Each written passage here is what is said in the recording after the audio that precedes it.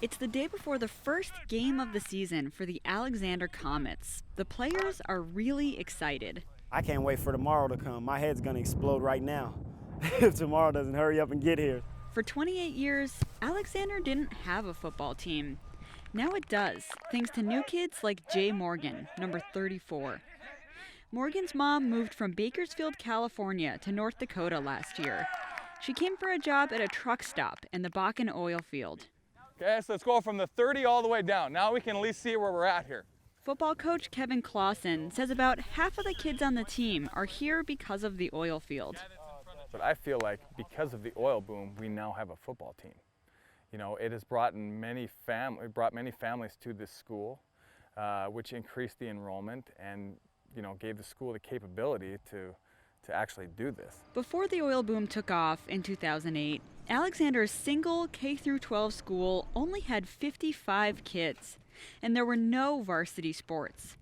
Like so many small towns on the Great Plains, Alexander was shrinking as young people moved away and farms grew larger and more mechanized. Now, Brian, do you identify which muscle you injured?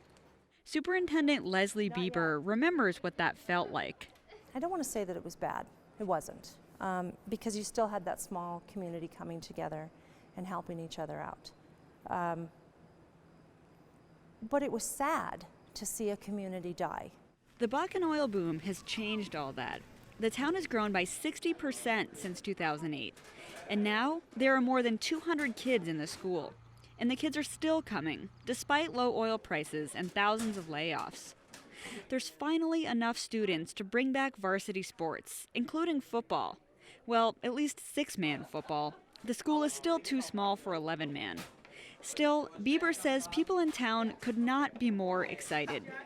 When we laid the sod for the football field, it was 90-some degrees. And I live across the street from the football field, and so I was watching thinking, oh, those poor guys. Community members came in the middle of the afternoon to help lay the sod when it was 90-some degrees. That doesn't happen unless you are excited about bringing that back. The team that's going to play a football game today, we're playing 6-man football.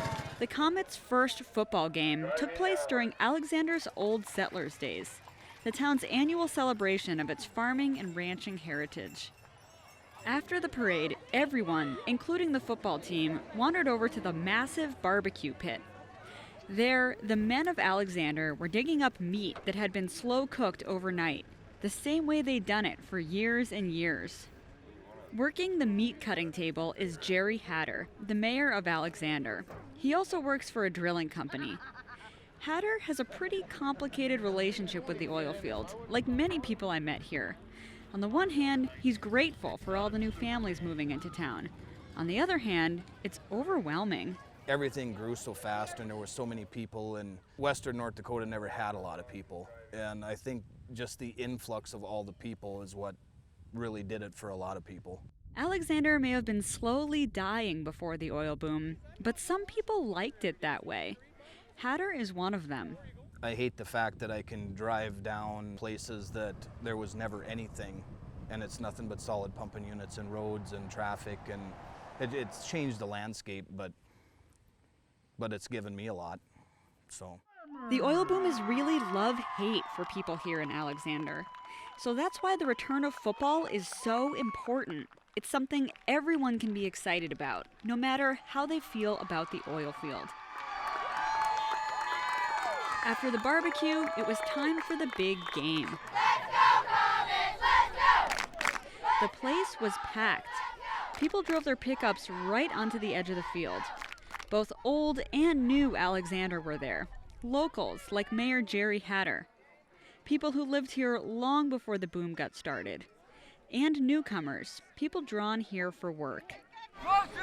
Everyone was hoping the Comets would win, but as the game went on, that seemed like a long shot. The Grass Range Winnett Rangers, from a small high school in eastern Montana, were bigger and more experienced than the Comets. They intercepted a lot of Comets passes and scored a lot of touchdowns. But unless you looked at the scoreboard, you'd have no way of knowing the Comets were losing, by a lot. The crowd cheered at every tackle, even if the Comets let the Ranger player run 30 yards first.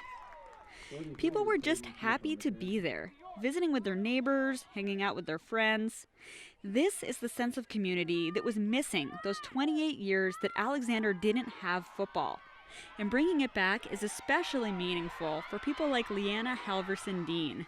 In this community, farmers, ranchers, you get caught up in your lives and you lose track. And it's nice to have everybody back.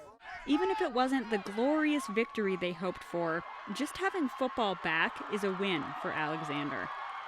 For Inside Energy, I'm Emily Guerin.